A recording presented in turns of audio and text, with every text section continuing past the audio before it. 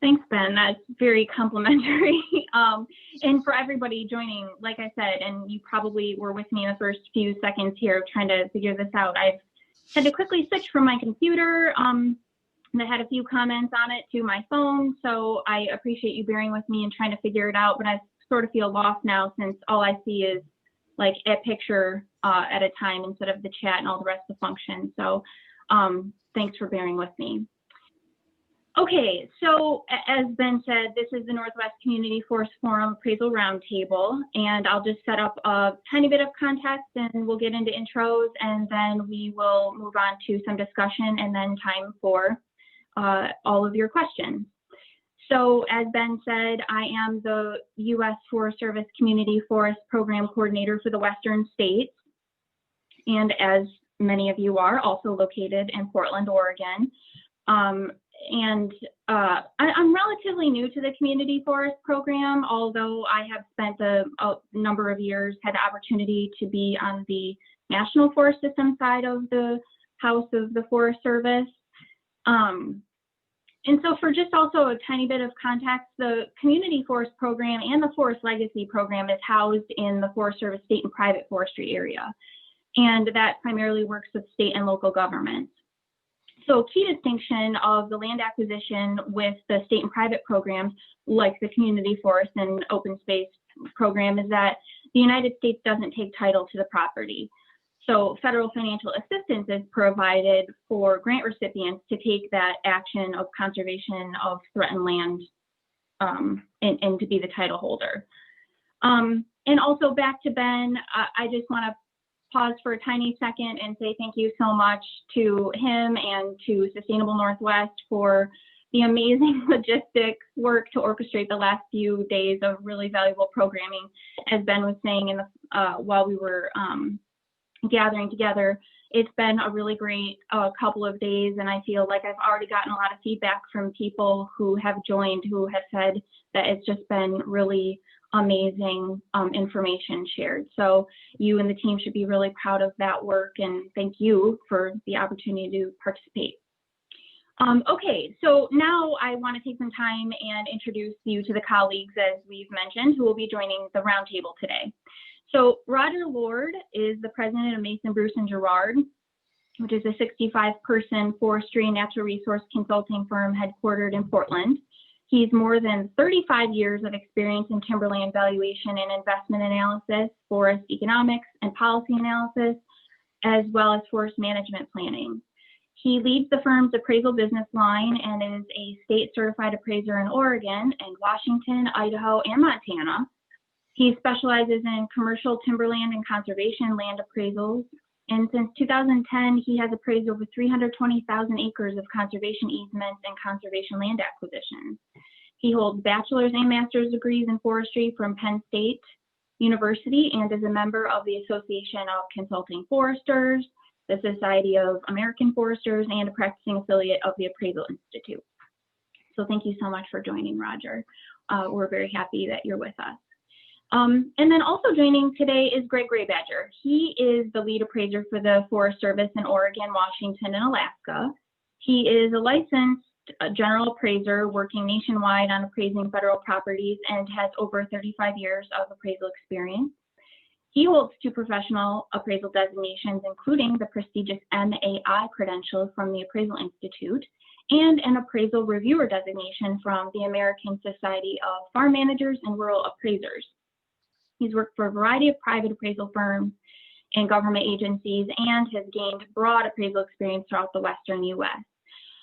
I think that probably in the chat, thanks Ben again, that contact information as well as some helpful documents that would be of, can be available to you via chat or maybe on the Northwest Community Forest Coalition website. We've provided some things specifically from the Community Forest Program, another webinar that was held nationally for the community forest, and then some relevant appendices from some of the documentation that helps with the community forest application process. And then also, as Ben said, I don't want to forget this, but if the recording turns out okay, then we'll also have that available and accessible afterward.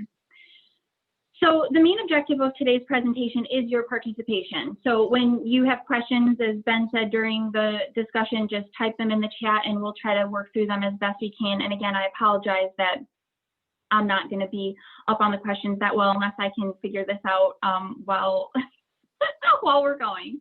So anyway, without further ado, let's begin. So the National Forest System, land and water conservation, community forest and forest legacy all have their own programmatic nuances. For the purposes of this session, though, the intention is to focus on the generalities of appraisal and conservation land acquisition.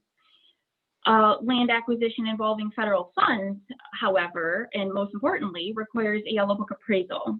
And so we'll start off with Greg. I'll hand this to you, which is what is a Yellow Book appraisal and why is it required? What's its purpose?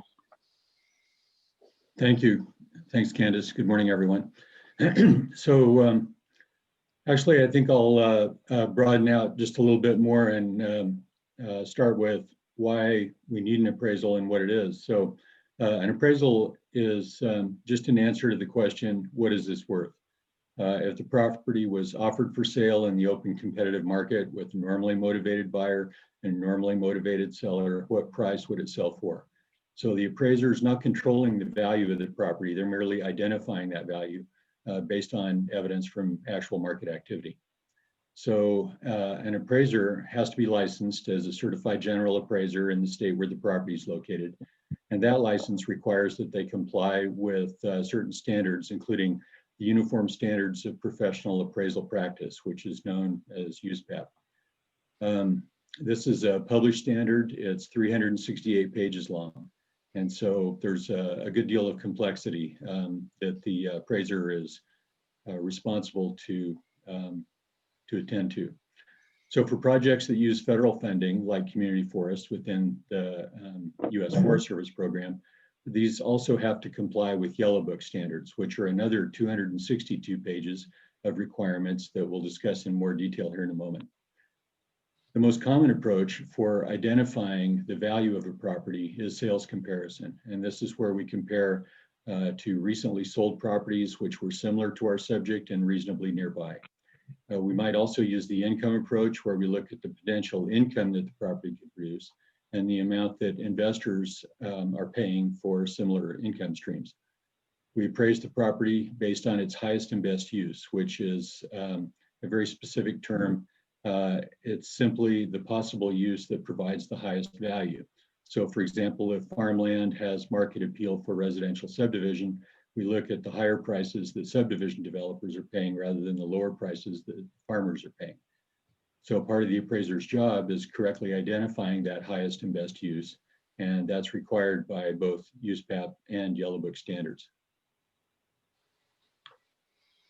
So I think to discuss in a little bit more detail Yellow Book requirements, Roger, could you discuss that? Yeah, thanks, Greg. That was a great introduction to the appraisal world. And thanks, Candice. It's great to be here. Good morning, everyone. I guess as I think about Yellow Book appraisals and how they're different than a more standard USPAP appraisal, I think of three major differences, I guess. First, they're much more detailed, or they need to be much more thoroughly explained and documented. Everything from keeping track of where all of your data sources came from and who you talk to. You know, if you talk to realtors, brokers, and or other experts, who you relied on. Just thinking about if our typical summary USPAP appraisal report is 65 pages, a Yellow Book could easily be 100 to 120 pages. So that gives you some idea. Just more explanation.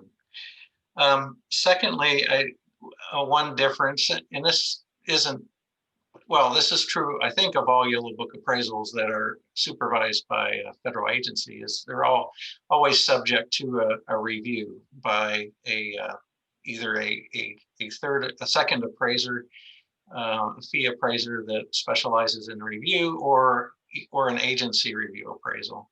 appraiser. And the purpose of that is not to second guess the value or necessarily agree or disagree with the value. The purpose of the review is to ensure that the appraiser followed the yellow book as well as USPAP standards, and as far as documentation and approaches and so forth. So it's not a second guess of the value. It's just an oversight on the quality of the appraisal report and the appraisal process. The biggest difference, though, I think, is the concept of the larger parcel. And without getting into all of the gory details of what that means, I'll just try to talk about the concept. The idea is to make sure that you are appraising the right estate. So there's tests that the appraiser has to look at to define that larger parcel. But for example, just to give you a very simple example, if a community forest program was looking at buying 200 acres of timberland from a company that owned a full section, a 640 acre block, the appraiser would have to decide whether looking at the highest and best use, the ownership, and the proximity or contiguity of the property, should he be appraising that full 640 acres? Should he appraise the 100-acre block that you're purchasing, or something in between? And the idea there is that in a partial acquisition like this, you may be affecting the market value of what's left. And so a big part of a yellow book is determine what's the appropriate larger parcel to make sure that you're appraising the right property. Greg, any other thoughts? Am I missing anything on how a yellow book is different? No, another element of that is that there's an economy of scale element that comes into play. 640 acre square mile property would typically have a lower value per acre than a smaller portion of that. And so in order to apply the correct unit value to the part that we're acquiring, we need to analyze the correct size for the overall project. So, these are kind of the subtleties. Excuse me, another thing I thought I'd clarify, that term yellow book is sort of just a casual reference because the cover of the book is yellow colored. The name of it is actually the Uniform Appraisal Standards for Federal Land Acquisitions. And it just provides standards that mostly have arisen from court cases where something's been done, someone challenged it, and the result of the court case got codified into these standards. But no, I think that that covered it very well. Thanks, Roger. Yeah, I guess one more thing to point out is that Yellow Book originally came out of eminent domain, and that's part of the reason why it's got so many additional requirements for documentation and the concept of the larger parcel and all that. But we can probably answer questions later about larger parcel if anybody dares ask questions about that. Those are really good distinctions. And I have to say, Greg, one of my favorite things always is to the question of why did they call it Yellow Book? That distinction of it has a yellow cover. So anyway, thank you for that. So I have a question, kind of a follow-up for both of you, which is that what do you feel is that you've experienced that's unique to specifically land conservation appraisals? And Roger, since I see you on the screen, maybe you could go first. Yeah, sure. Well, I guess number one, conservation land appraisal can be interesting in that a lot of times, not all the time, the property is somewhat unusual or even unique. I mean, that's maybe even why it's been identified as a property that that an organization is targeting for conservation. It's not in all cases. So in community forestry projects, often the land is just, could be typical industry commercial forest land, and it's just got some conservation value, riparian values or habitat values and so forth. That may not be that unusual, but as I think of projects I've done in conservation that are more challenging, I did a 160-acre property that it was part of a sequoia grove in the Southern Sierras. It was one of only 2 privately owned sequoia groves. And it had 110 sequoias over 48 inches in diameter, and 50 of them were over 8 feet in diameter. There's not many comp sales. The last sale of private sequoia grove was like in 1960. And so it's real challenging there to decide what's the highest and best use. The landowner in that case had a very strong feeling that this sequoia wood was actually marketable to sawmills and had great wood value. And as we did our research, we found none of the mills in California would come within 10 miles of sequoia. Obviously because it's old growth, but also because even the quality of the wood was just not valuable to them. So what's the highest and best use of something like that? It can't be under Yellow Book and really under USPAP. It can't be conservation. It can't be preservation. It has to be an economic use. Another example, Sherry Kearney from Columbia Land Trust, I don't see her on the list here, but she had us appraise about 5 miles of riparian buffer along Pine Creek, southeast of Mount St. Helens. It was a strip of land almost 5 miles long and about 200 to 300 feet wide. Not a lot of comparable sales for that kind of thing. So what do you do with that? That's what makes these things sort of interesting and fun after they're finished, but maybe not so much fun as we're doing them. Yeah, I think that's it. Just determining the highest and best use in some cases, and then finding good comparable sales is often challenging. Yeah, these are often complicated issues associated with these properties. As you mentioned, Roger, they tend to be unique, and that's why they get targeted for preservation or conservation. And one of the biggest challenges, I think, for the people who are putting together the project is to give the appraiser a full understanding of the property's characteristics. Like you were talking about in the Sequoia Grove, the actual number of trees and their actual sizes is a very significant element of that understanding the property. And so it's not only where it is and how big it is, but also concerns like, does it have physical access, and is that access legal? Are there endangered species present? Are the mineral rights included? Really, the appraiser needs to know about anything that could potentially affect the value. And that question's not always easy to answer.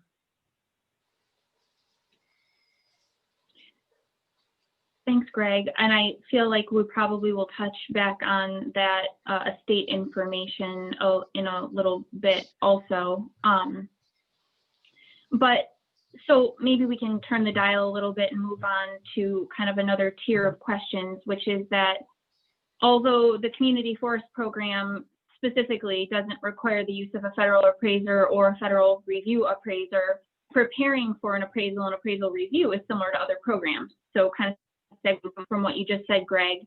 But specifically, here's a question for you, which is, how does an organization identify qualified appraisers for a particular assignment?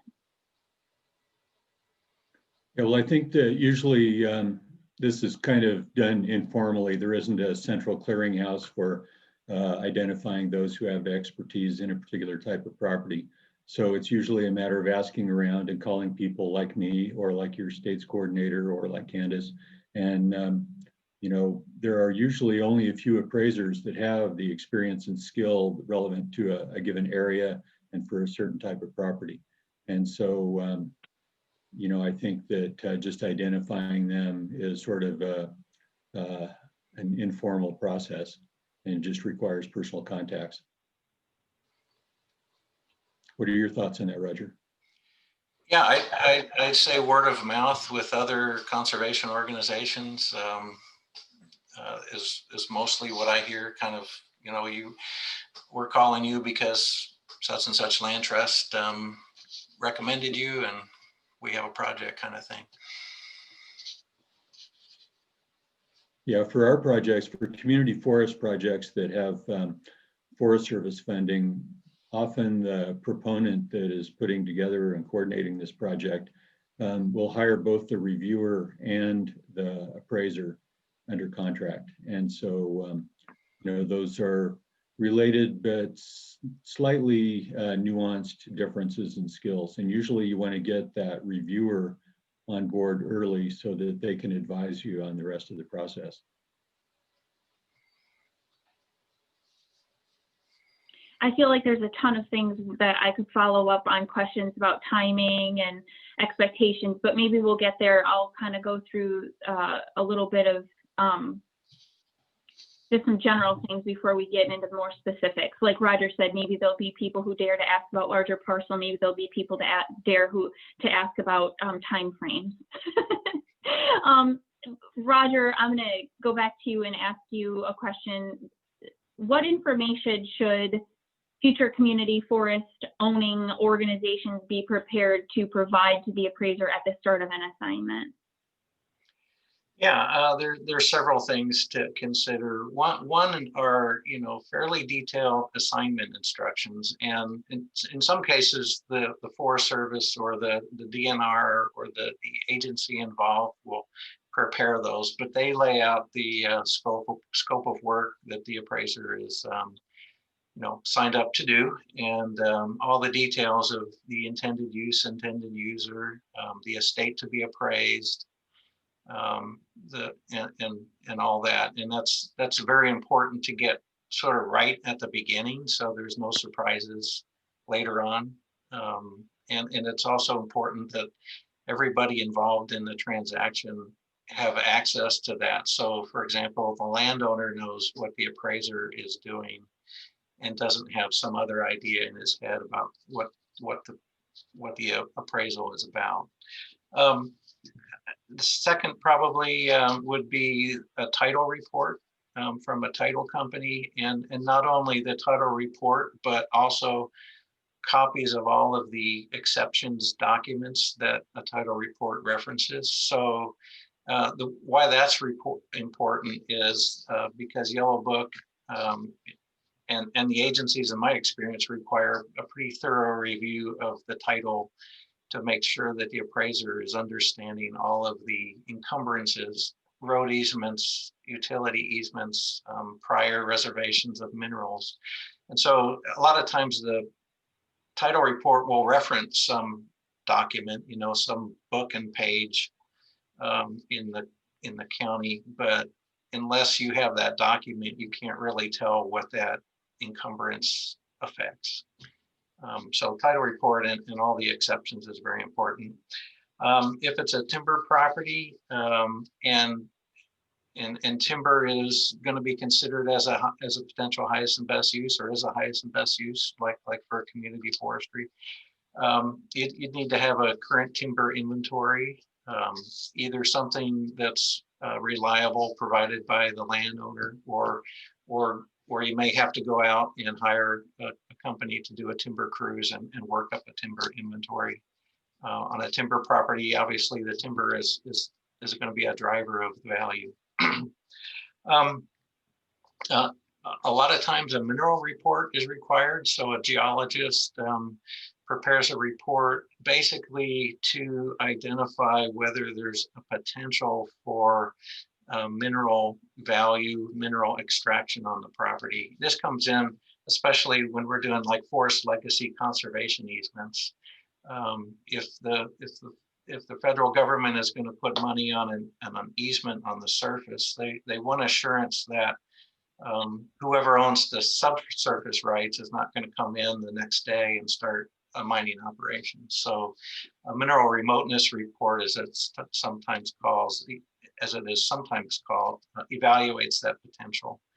And in a lot of cases, we'll conclude that there's no mineral potential or very, very small potential. Another thing that's often important in the West is understanding what the water rights are on properties, whether there are any outstanding water rights and how that affects the use of the property. And then I would say any information that the landowner thinks might be important, anything that the sponsoring agency or the conservation group thinks might be important to the property.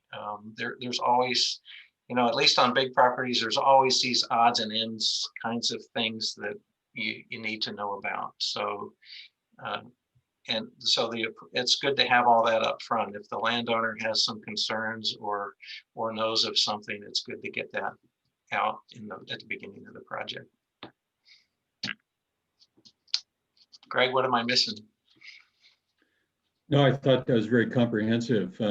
One of the best mechanisms for gathering together all that information is to conduct a pre-work meeting where all of the affected parties come together, and the reviewer and appraiser and property owner and Forest Service or whatever other conservation organization may be involved, so that there's a meeting of the minds and everyone has a clear understanding of the project. And that way, if there are things that are needed, they can come to a decision on who should provide it. So that's always beneficial to have a pre-work meeting basically as soon as the appraiser and reviewer are engaged. So. Yeah, good point. That's a real key meeting, because a lot of times we see things come up that aren't in the assignment instructions. Like I've had a pre-work meeting where it was all of a sudden discovered that there was really a lack of legal access on a parcel, and what do we need to do to clear that out, that kind of thing. So those are real important.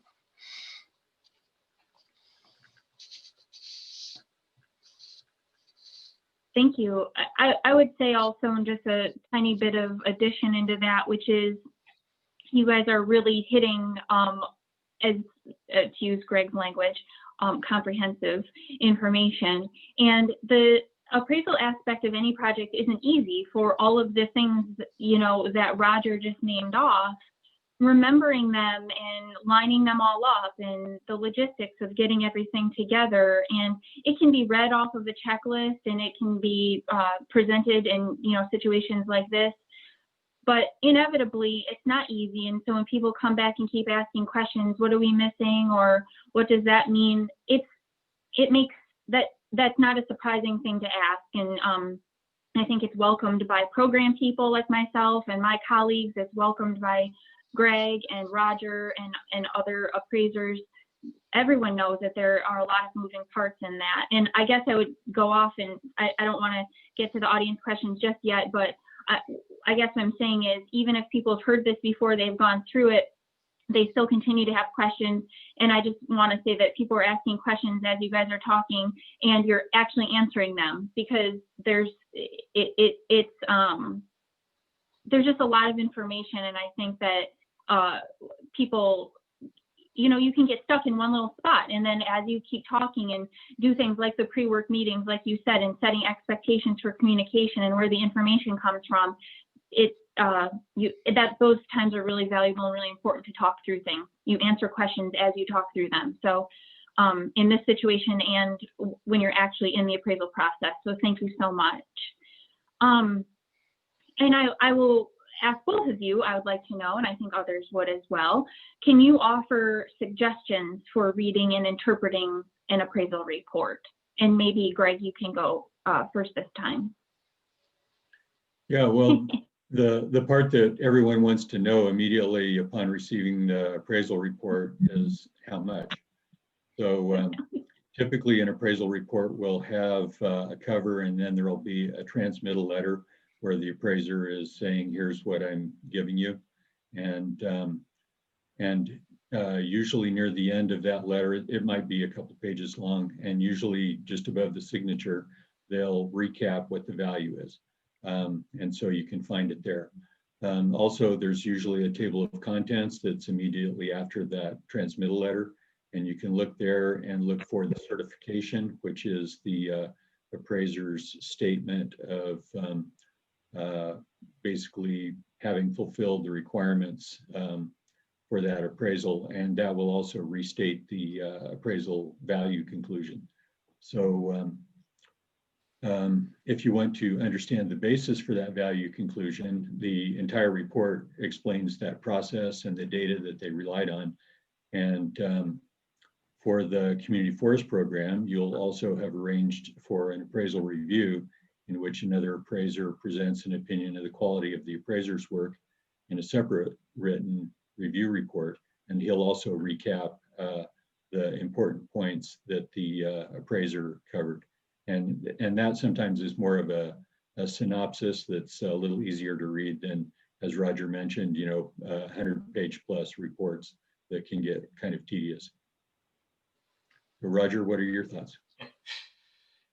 Yeah, those are all good points, Greg. Everybody goes right to the value and probably has an immediate reaction, whether good or bad, or maybe sometimes they agree. I don't know if I've ever had a client agree or not, but I think other than that, especially in a yellow book appraisal, you should be able to sit down and read it and understand the logic that went into it, and that is tedious. And so going to the review report and looking at the synopsis first, looking at the executive summary are all good first steps. I always say that an appraisal is almost like a court case. It's part facts. So the first part of the report will be just a regurgitation of the facts that the appraiser discovers and thinks are important. And then the second part of the appraisal is a persuasive argument. He's laying out the analysis and trying to show that it's credible and it's thought out and how he reached the conclusion. So, I would say as far as feedback to an appraiser, look at facts. So check the facts. And if you see something that looks wrong, that's perfectly reasonable to ask a question about that. And then when you get into the persuasive argument, you should be able to follow the logic, and it should make sense when you read it. That's the appraiser's job. So, if he spends 30 pages saying the values between $1,000 and $1,200 an acre, and then his conclusion is $1,800 an acre, that should raise flags. So ask about things like that. So you may not completely agree with everything that he did, but at least you should be able to understand what he did and how he got to where he was. And I guess I don't have much more advice other than don't be afraid to ask questions about facts and about logic that seems like it doesn't make sense to you. Just ask for a clarification. Yeah, I think that's excellent advice. There's a reluctance for people to ask questions if they find something confusing. They think it may reflect on their intelligence, and that's not the case at all. That adage that there's no such thing as a stupid question is especially true in this circumstance. There is so much complexity that, if there's something that's a misunderstanding, it may be yours, but it may be the appraiser's. So, that can only be solved by asking questions. So the only other thing I'd add is it probably helps to have your beverage of choice at hand before you sit down to start reading.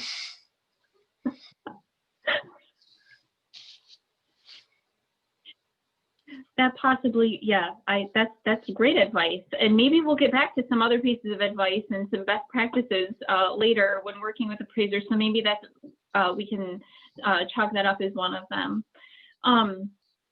Greg, any final words on that topic? And then maybe we'll pause for a second and switch over to some of the participant questions. Are you good? Yeah, let's see what participants have to say. Absolutely.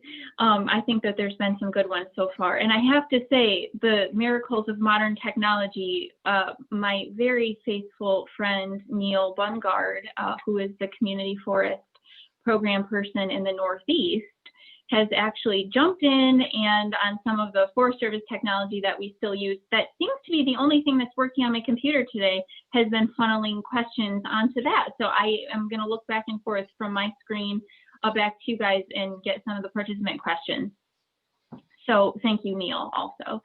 And okay, so what is the approximate cost of a Yellow Book appraisal? And either of you can.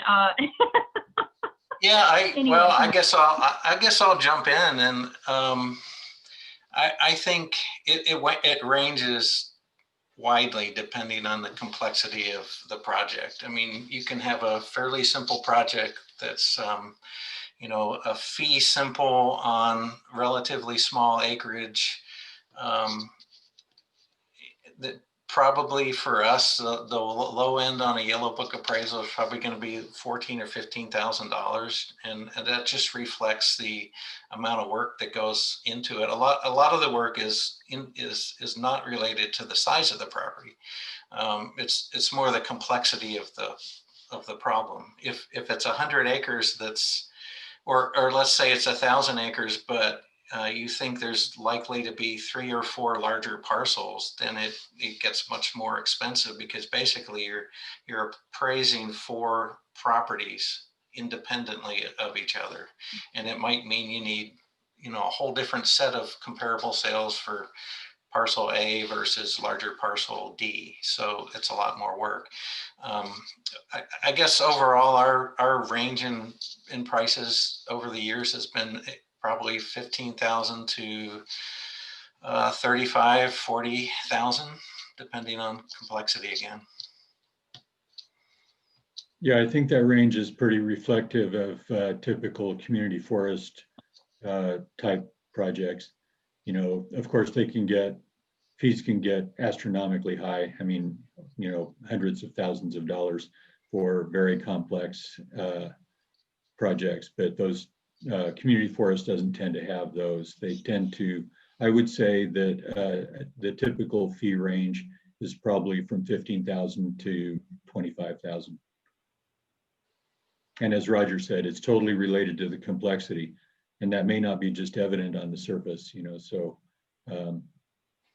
it's usually the engagement of appraisers and reviewers will be done on a bid process, and it's always good to get more than one bid so that you know if you know, someone's bid is within reason. You know, if they're consistent, then you can choose based on you know, what you know, the individual's reputation or timeframes that they propose to meet or whatever. But otherwise, if you only have one indication, you don't know whether that's reasonable or not. Good point. Yeah, excellent point from both of you. I really think it's important that distinction of the complexity is what reflects the cost. It's not like it's just a flat rate of service for an appraisal. Okay, so a little bit different of a question, but are ecosystem services calculated or valued in an appraisal? Greg, you want to go first on this, or do you want me to? Well, I guess I need some clarification on the question. Ecosystem services such as? Well, I feel like it's a really broad term for a set of things that are provided by the property. So I guess maybe I'll look on here, or if Neil has any clarification or anything from the person who asked it, but I would say water, carbon sequestration. I don't actually know what else goes popularly into ecosystem services, but clean water, carbon sequestration. Yeah, I understand what you're getting at. And So- if I may, I'll add in a bit of a yeah. wild card question. Beyond ecosystem services, broadly defined, has the emergence of things like the California carbon market or voluntary offsets, other tradable permits, as those have risen over the past 20 years, have you seen any changes in value? Yeah, those are good points. Our mandate is to consider economic uses.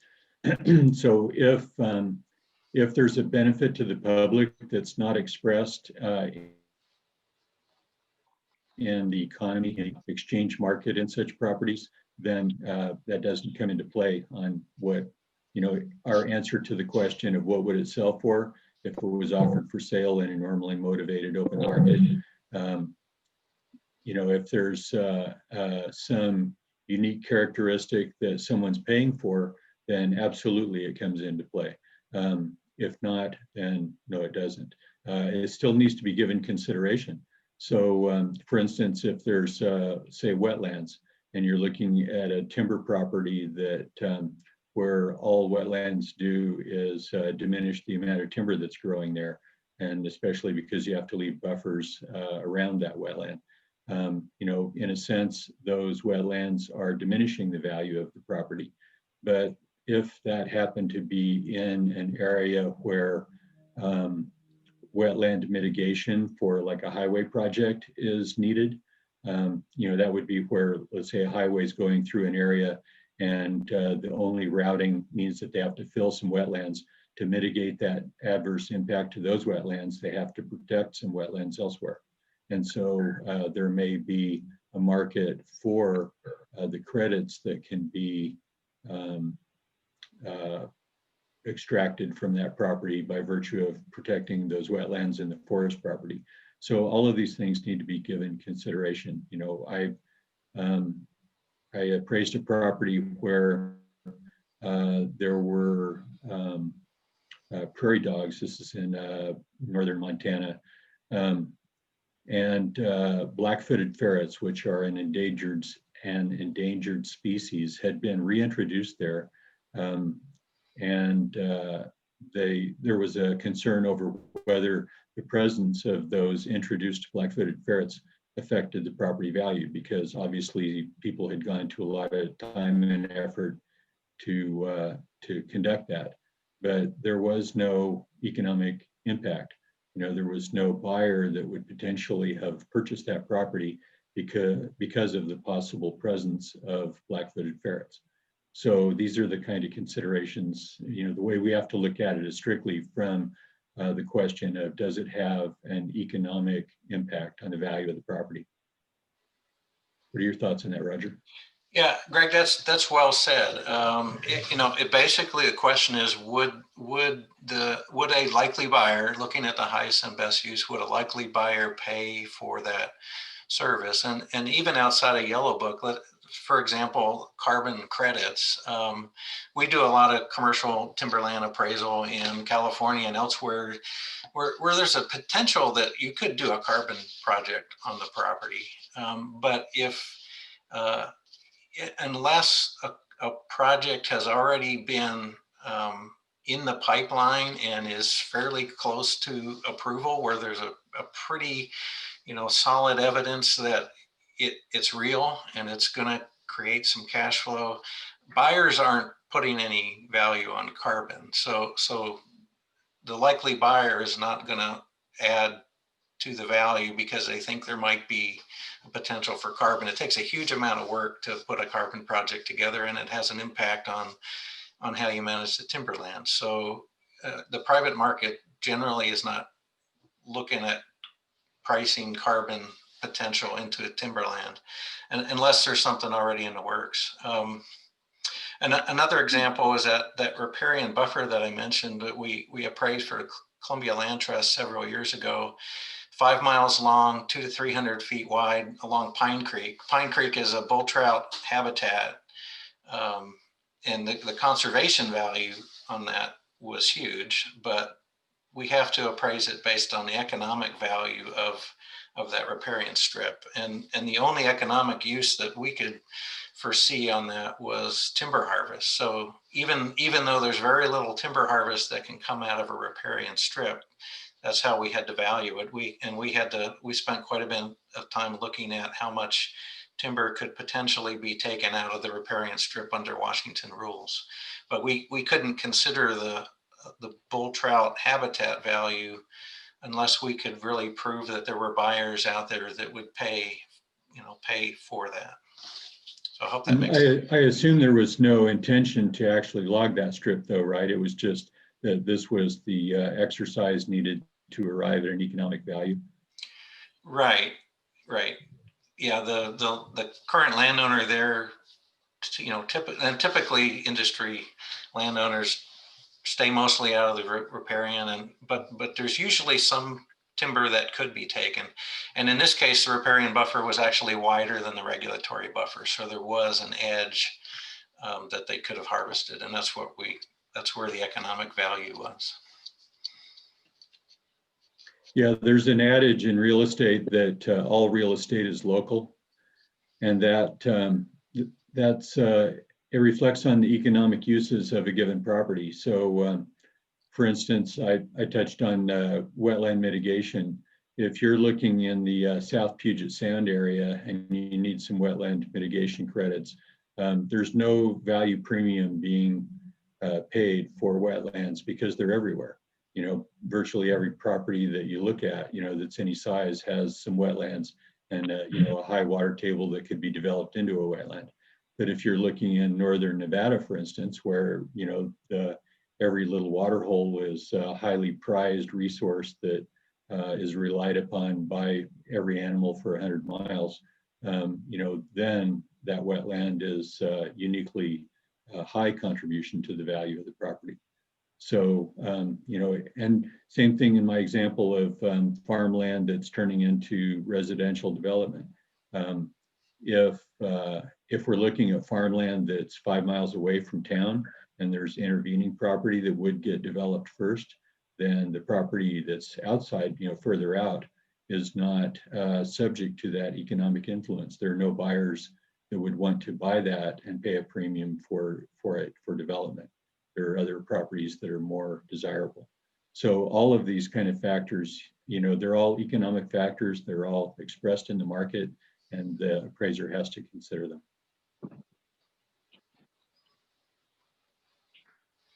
I just had to pause my video for 1 second. I'm still here. Naturally, my phone is dying. So I just want to plug this in really fast so that we can keep going. But while I'm doing that, I wanted to ask Ben anyway, if you feel like since this topic is definitely something you probably know more about than a lot of people, and you had the follow-up question to the participant question, did you have any follow-ups on what Roger or Greg just said? Or anything to add or any distinctions to make? Well, I have another wildcard question, if I may. And Yeah, I'll phrase it broadly so that you have a variety of possible responses. So for a number of shifting societal values that may not be reflected in the market today, but could be reflected in the market in the future. For example, riparian buffers or forest rotation lengths, things that might be considered under future regulatory changes, such as Oregon is going through several habitat conservation planning exercises on state and private land right now.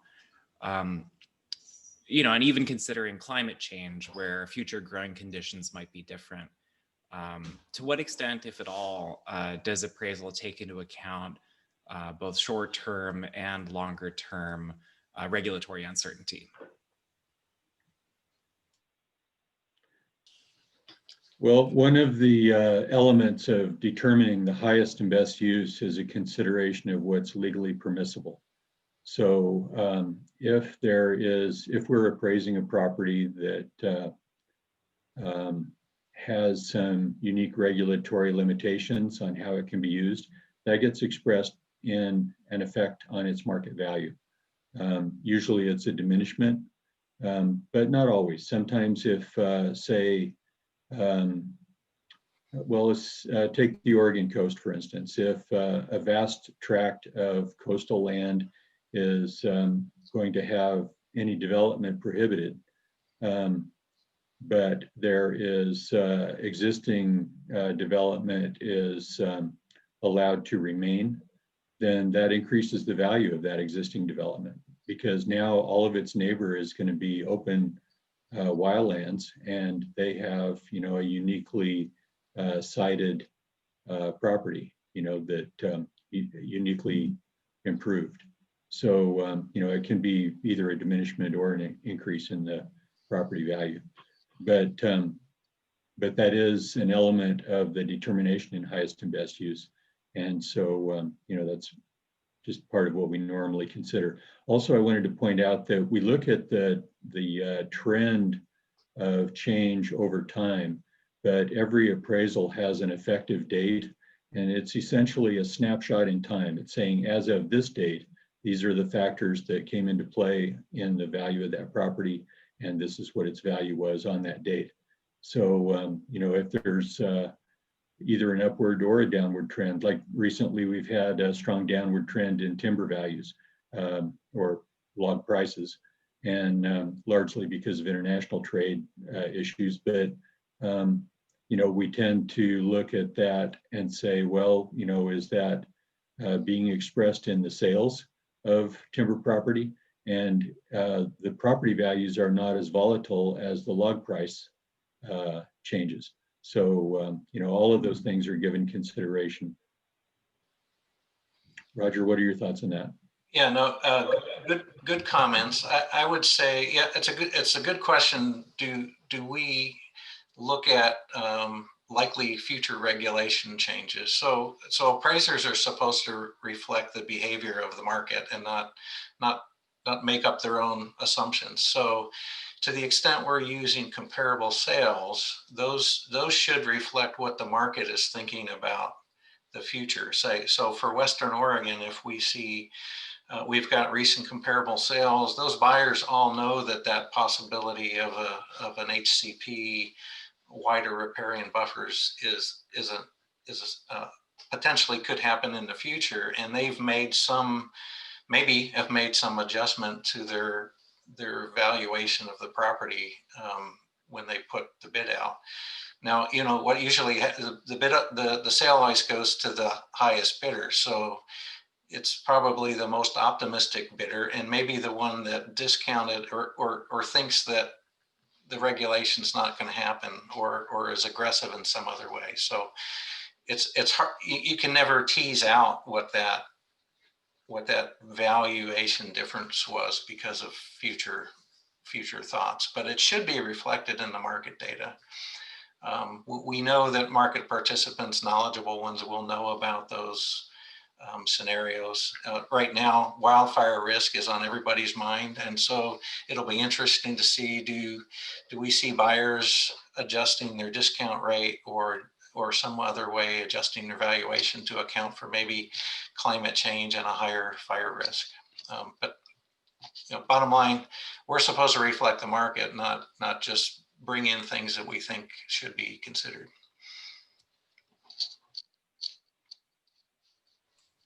Thank you. Those are really thoughtful responses. I'm just going to do a quick time check. I know that we have the opportunity to continue the discussion past the top of the hour. If there's anybody that does have something they need to get to and you want to get your question in edgewise, please send us a note. We'll answer that question right away.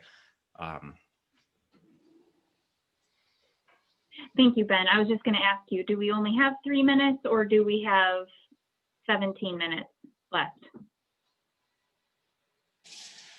That's entirely up to your calendars and availability. We've had a lot of luck with the past couple sessions where we take 2 to 3 more questions past the top of the hour and we continue discussion 15 minutes into the next rolling hour. That's just entirely dependent on your availability.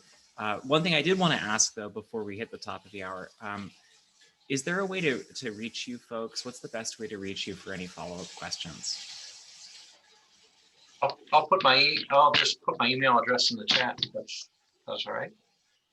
Yeah, same here. I'll put my contact. Well, maybe since I'm not in front of my computer, someone could put my information in. Easy to find me. However, since I think my contact information is in the 2021 request for applications to the Community Forest Program, it's also on the Forest Service Community Forest website. So you might be able to find that too. And thank you, Ben, for putting that in there. Okay, so maybe I will look over these questions and do a bit of popcorning around and ask some things that maybe go along with some of these other questions that we were just answering, which does appraising properties in drinking watershed present any challenges or special circumstances in determining value? And since I'm seeing Greg on the screen right now, maybe you can answer first. Yeah, as a matter of fact, we have currently an exchange going on between the City of Portland Water Bureau and the U.S. Forest Service, and in the Bull Run watershed, which is protected as the drinking water source for the entire Portland municipal area.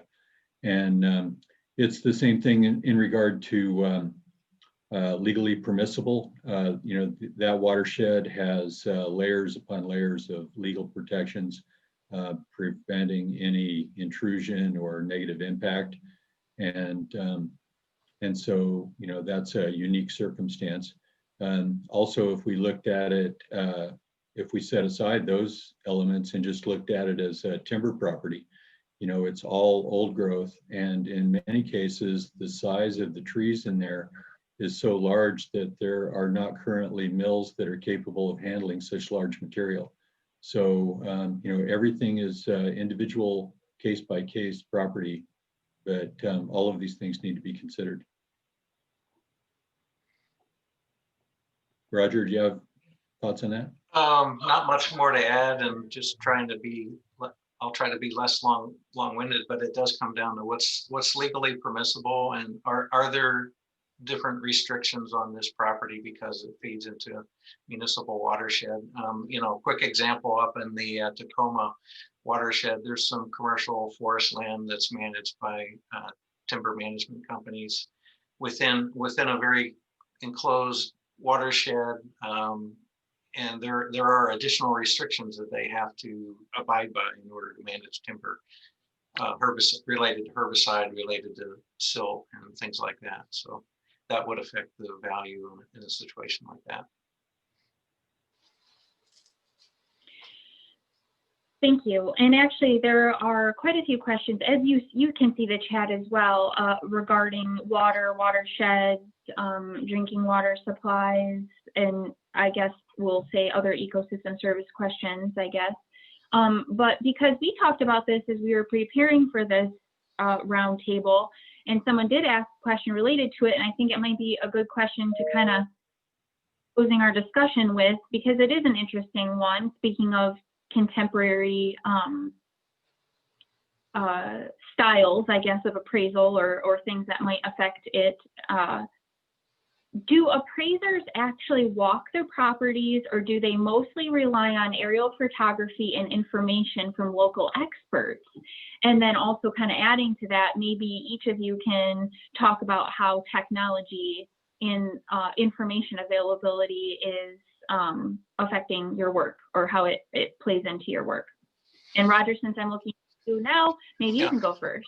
Yeah, I'll jump in first. Yeah, yes, I wouldn't say we necessarily walk the property. We certainly do a site inspection. It's required by Yellow Book to do a site inspection of the subject property and all comparable sales. And you would normally do that anyway under USPAP. But we, depending on the size of the property, we might walk through it. On bigger properties, we're going to drive through it and and stop at random places and look around, take photos.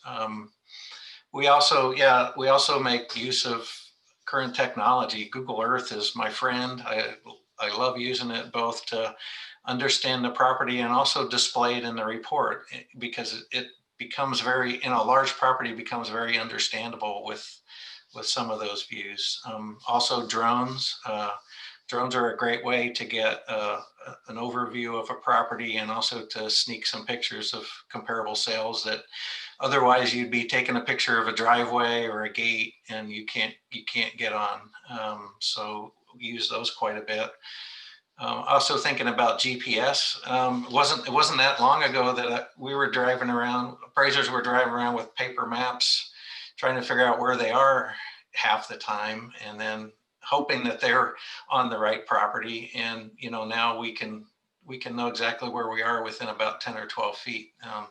So they're hugely useful, as well as GPS and cameras that record your location and your direction, which you have to report under Yellow Book.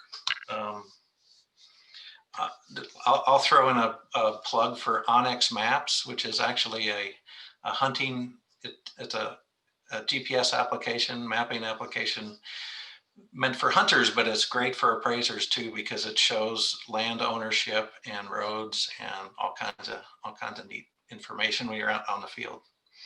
Greg, anything else? No, I think that covered it. Might also mention that typically the property owner must be given the opportunity to accompany the appraiser on the inspection. And when you're preparing for an appraisal, it's always good to get written permission from the property owner for us to enter to inspect. That's about all I had to add. Yeah, and that's more of the documentation that you have to include in the report. Proof that you invited the landowner and all that. So Great. And maybe one final question as we start to wrap up here. Since Ben said 2 or 3 questions, we'll do 2. Do you have any thoughts on whether a local appraiser is better to hire than an appraiser from out of state? I'll jump in, since I work in I actually work in 5 states. I think it's always better to hire an out-of-state appraiser. That's no, just kidding. What's important is your appraiser has experience in the property type that you're looking at. Whether it's timber or residential or commercial or agricultural, they should have experience in that property type, and they should have experience in that geography as well. So then just the nature of our work, what our company does, we're all over the Northwest, and so we've got lots of experience in lots of states that we can show. But getting that experience takes doing that first and second, those first few appraisals. So yeah, local knowledge is very beneficial, but it's better to hire the best appraiser rather than the most nearby appraiser. And so, gaining that local knowledge, somebody that's in the immediate area may have local knowledge, but the person from out of state can quickly acquire that just by interviewing some people, including the person that, the local person that you might be considering. So, it's not particularly difficult to gain that local geographical competency.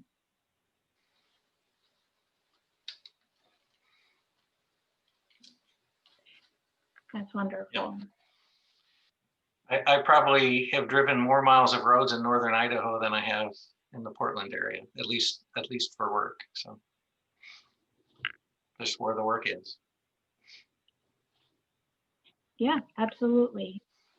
And this, I guess, is just one tiny follow-up maybe to that,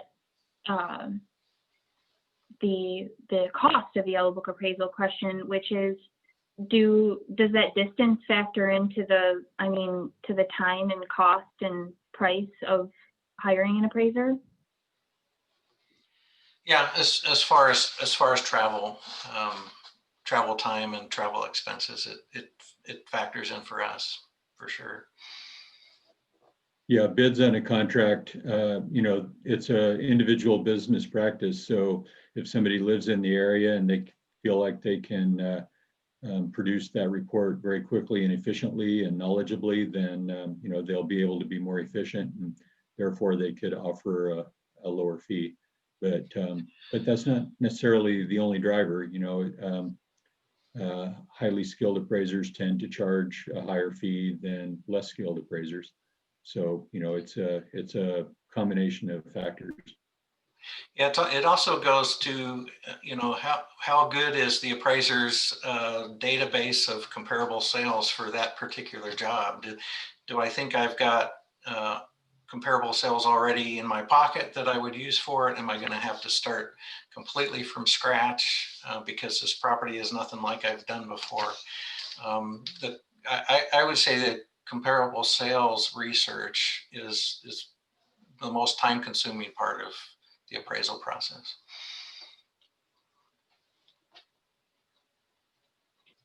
That's really great. And I lied because I'm going to ask one more question and then we can wrap up. But because you both are so highly skilled, and I mean, if your bios didn't say that, I mean, certainly the information that you shared today certainly has exhibited that. But we'll hear from both of you, Roger and Greg. But what makes an appraiser skilled? Like, what do you look for? How would someone who doesn't know anything about it, how would they know what to look for? Yeah, I think we're back to that earlier question about how to find someone. Reputation is by far the most clear reflection of the appraiser's skill level. Once someone has hired them and had an experience with them, they know whether the appraiser knows what they're talking about or if they don't. Okay. Yeah, that's the best answer. Okay. Great. Well, I will pause there and maybe turn it back over to Ben, because I feel like I might have been speaking out of turn about how some of the information would be available. I'm not sure if it's up in the Zoom platform or not that you're looking at. Any of the, like I said, the community forest program roadmap or the website or any of that info. But if it isn't, like I said, maybe we can ask Ben and he can pop back on the video and let us all know how that information would be accessible. Aha, I see something pop up from him. So thank you so much. It must be on the Northwest Community Forest Coalition website. And I guess we'll wrap it up. I'm so happy that I was able to get on here, and thank you to Neil for helping me out with the questions, and Ben for bearing with me the technology and all of the participant questions, and most importantly for Greg and for Roger. Thank you so much for everything, and I hope that some of the questions we didn't get to today, that please, that people wouldn't hesitate to contact either of you, because I think you would be more than happy to have any more discussions with them. Yeah, absolutely, Candice. Thank you, and Sustainable Northwest, Ben and Greg. It's been fun. Thanks for all those good questions from the audience and from hanging in here. So yeah, thank you, everyone. And as far as those questions that we did not have time for, if you would like to pursue it, feel free to give me a call. My number's in the chat. And you can hit me by email, probably best. So my name is in there as well. And finally, thank you so much for volunteering your time. One of the things that's made this virtual forum so successful is that we've offered it freely accessible, and we'll do our best to compile some of these resources and publish them on the Community Forest Coalition website, which we hope can be a trusted resource for you as you go out into your communities and talk about community forestry. I think that's what makes community forests so valued, is this spirit of volunteerism and the spirit of everyone's been incredibly generous sharing their experience and their expertise. and we couldn't have done it without you. So thank you again so much. And thank you for your grace and flexibility in adapting to this online format. I sincerely hope we can get out in the woods soon. And in 2021, we'll have an in-person forum again. Look forward to that very much. So thank you so much. Have a great rest of the day. Thank you. Good job. Bye.